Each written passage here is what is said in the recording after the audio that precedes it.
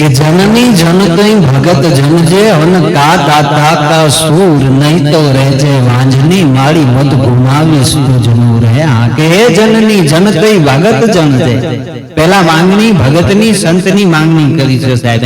કે જનની જન કઈ ભગત જનજે કા દાતા કા સૂર નહીં તો રહેજે વાંજની માળી મત ગુમાવી સુજનું રહે માં આ ત્રણને જન્મ આપતી હોય ને તો આપજે બાકી એવાને નમાલાને જન્મ ન આપતી કે જેથી કરી અને આ તારી કૂખ લાજે હા કવિએ માંગણી કરી છે કે જનેતા જન્મ આપને તો એવાને જન્મ આપજે ને સંતની તો શું વ્યાખ્યા કરવી સાહેબ હા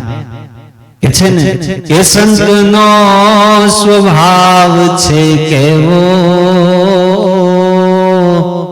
એવલી જનેતાની ગોત ના જેવો કે સંતોનો તો સ્વભાવ જ જનેતાની ગોત જેવો હોય છે સાહેબ જેટલો વાલ માના ખોળામાં હોય ને સાહેબ બાળકને માના ખોળામાં જેટલો વાલ લાગે ને એટલો જ પ્રેમ એટલો જ વાલ કે છે એક સંતની સાચા સંતની છત્રછાયામાં લાગે મળે સાહેબ હા એને સંત કહેવાય સાહેબ હા કે સંતનો સ્વભાવ છે કેવો એવલી જનેતાની ગોદ ના જેવો એક ડગલું મેં એ આગળ બાળ્યા જનની થી જગ એક ડગલું મેં આગળ ભાળ્યા જનની થી જગ શું કામ તો કે માત શું વાડે એને સંત જગાડે કે જી માત શું વાડે એને સંત જગાડે ને ભેળવી દે ભગવાન એ સંતનો સ્વભાવ છે એવો એવલી જનેતાની ગોદ ના જેવો પણ સાચા સંત થઈ અને આ જગતમાં રહેવું સહેલું નથી સાહેબ હા કે નથી મફતમાં મળતા એના મૂલ ચૂકવવા પડતા સંતને સંતપણા રે નથી મફતમાં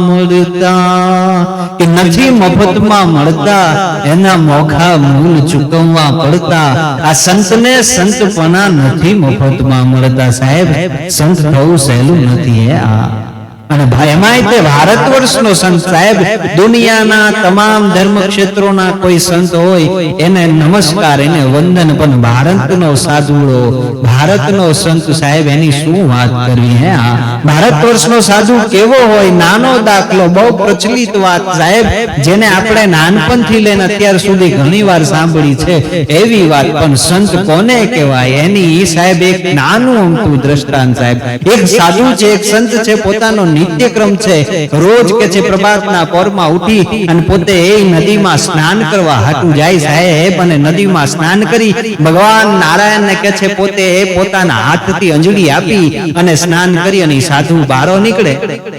પણ સાધુ ભારત વર્ષનો સાધુ સાહેબ હા હજી ટકોર કરતા કહું છું સંત કરો પણ એ ભારત વર્ષનો સંત કેવો હોય સાધુ કેવો હોય ને એની વાત છે સાહેબ એ સંત છે એ નાઈને કે છે કે બારો નીકળે ને માર્ગની માથે ચડે અને પોતાના કે છે આશ્રમ તરફ માર્ગની માથે ચડે એ માર્ગની માથે કે છે એક સાધુને જાતા જાતા એક એમ કહેવાય કે વીછીએ પગની માઇલ પર ડંખ દીધો સાહેબ ઈ ડંખ દીધો એટલે ઈ સાધુ છે ઈ વીછીને કે છે કે બાજુમાં ઈ વડલો હતો ઈ વડલાના પાંદામની માલપા એક લાકડાથી ચડાવી અને કે છે કે વીછીડાને લઈ અને વાડની માલપા ઈ બાજુની ઝાડીની માલપા મૂકી દીધો રાખી દીધો સાહેબો આ દ્રશ્ય એક માણસ છે ત્યાંથી જોઈ રહ્યો છે કે છે એક સંતને ઈ વીછી કરડ્યો છે ઈ વીછીને લઈ અને સંતે કે છે કે એને ઝાડીમાં પાછો મૂકી દીધો છે ઈ સંત પોતાના માર્ગે હાલવા મંડાણા ઓલો ત્રીજી વ્યક્તિ જે જોવા વાળી હતી ઈ માણસ પોતાના માર્ગે હાલવા મંડાણો, પણ સંત કહે છે કે એક દી સાહેબ પૂર્ણ થયો, બીજો દી સાહેબ એનો એ નિત્યક્રમ જેને કહેવાય કે સવારમાં ઉઠી અને નદીની માલપા સ્નાન કરવા જવું, ભગવાન નારાયણને અંજળી આપી અને બારો નીકળી અને પોતાના જેને કહેવાય કે આશ્રમના માર્ગે પડ્યો એ સાધુડો, અને એમાં ઓલી જગ્યાની માથે ઓલા વીછી આવી અને પછી વાર ઈ સંતને કહે છે કે ડંખ દીધો સાહેબ, અને કહે છે ઓલો માણસ છે ત્યાંથી ઈ ભાળી રહ્યો છે, અને બીજી વાર દ્રશ્ય જોયું કે સાધુડાને ડંખ દીધો, ઈ સંતને આ વીછીએ ડંખ દીધો, તેમ છતાંય નહીં આક્રોશ નહીં ક્રોધ, મોઢાની એક પણ સાધુની રેખા બદલાતી નથી સાહેબ. ગમે એવી પરિસ્થિતિમાં પણ સંતની ધીરજ ન ખૂટે ને, એની મોઢાની રેખાની મુદ્રિકા ન બદલાય ને સાહેબ, એને સાચો સંત કહેવાય.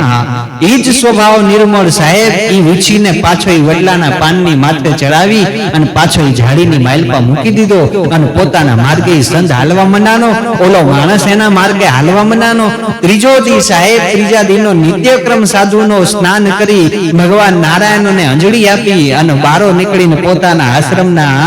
પંથે જે પડ્યો સાધુડો, અને એમાં ત્રીજા દીએ પણ વીછીડાએ આવી અને કહે છે સાધુને પંખમાં પગની માલપા ડંખ દીધો, અને ઓલો માણસ છે એ દ્રશ્ય જોઈ રહ્યો છે સાહેબ. સાધુડાનો ઈ સ્વભાવ નિર્મળ, એ વીછીને ઈ પાંદાની માલપા વડલાના પાંદાની માલપા ચડાવી અને ઝાડીમાં મૂકવા જાય ને, ઓલા માણસથી રહેવાનું નહીં, ઓલા માણસથી સહન નતું, એને બારો આવીને કીધું કે મહાત્મા સંત આપને હું જોઉં છું ત્રણ દીથી આ વીછી તમને ડંખ દે છે, અને તેમ છતાંય તમે એને બચાવી અને ઝાડીમાં મૂકી દે છો, એના કરતા આજે એને મારી નાખો ને તો એનો પાર આવે, તો કાલે તમને આ માર્ગની માંથી ડંખ નો દે. આજે એને તમે મારી નાખો તો કાલે તમને ડંખ નો દે, એટલે એક કામ કરો એ સંત, એને આજે મારી નાખો સાધુ, આજે વીછીને મારી નાખો. એટલે ભારત વર્ષના સાધુડાએ બહુ સરસ જવાબ આપ્યો સાહેબ. શું કીધું તું કે ભલા માણસ એક નાન્યતર કે છે કે જીવ છે, નાનો અમથો જીવ છે, ભગવાને એને જે સ્વભાવ આપ્યો છે એ સ્વભાવ મૂકવા હાતું રાજી નથી. એનો સ્વભાવ છે કરડવાનો, ઈ એનો સ્વભાવ ન મૂકતો હોય તો હું તો ભારત વર્ષનો સંત છું,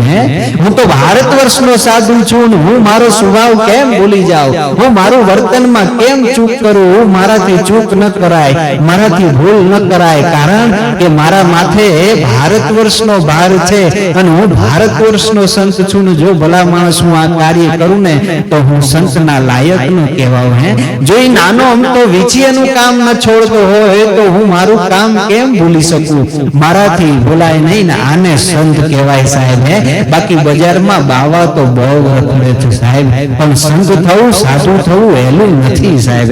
એટલે તો કવિએ કીધું છે કે સંતનો સ્વભાવ છે કેવો કે ઓલી જનેતાની ગોદ જેવો, જેનો સ્વભાવ જનેતા એટલે માની ગોદ જેવો હોય ને એને સાધુડો કહેવાય સાહેબ, એને સંત કહેવાય સાહેબ. અને નથી મફતમાં મળતા આના મોઘા મૂલ ચૂકવવા પડતા સાહેબ, નથી મફતમાં મળતા આના મોઘા મૂળ ચૂકવવા પડતા, આ સંતને સંતપણા નથી મફતમાં મળતા. આવી તો કઈક પરીક્ષાઓની માથેથી પસાર થઈને બારો નીકળ્યા સમાજની માલપાથી, ત્યારે સંત થવાય, સંત કાંઈ અમને નથી થવાતું સાહેબ.